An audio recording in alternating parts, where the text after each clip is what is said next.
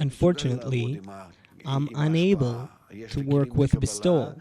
I have vessels of reception, and they strangle me, choke me, they waste my life. Perhaps I'll die without attaining anything, but that's what I got. That is the great revelation that happens to a person in the state called Yom Kippurim, the Day of Atonement, that there is nothing within my desires that agrees with bestowal. But I don't want to stay that way. I must start raising those vessels to the level of bestowal. I already achieved the inspection, the criticism, that my entire desire is a desire in which I cannot attain spirituality.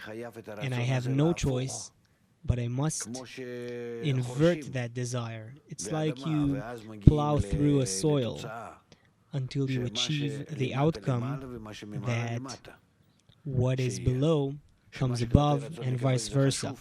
Meaning, what's important for the will to receive will become unimportant, and what's important for the will to bestow will become important for me. And if I do that, then the symbol for that is the Suka, the Tabernacle.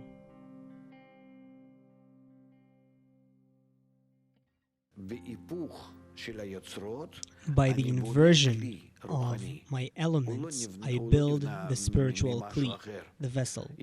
It's not built out of something else. It's my same vessels. When I invert their importance from reception that was important to bestowal. And that means that I use my old kli to build the Sukkah, the tabernacle. And the Sukkah represents the new kli. It represents the will to receive that exists, me within it, with my ego and all that. But I raise the importance of spirituality above myself, and I conceal myself, my ego that is, beneath the masach, the screen, from spirituality. I want to bestow, and then I achieve that bit of light. But that bit of light already comes to me and shines on me. That's the whole meaning of the holiday.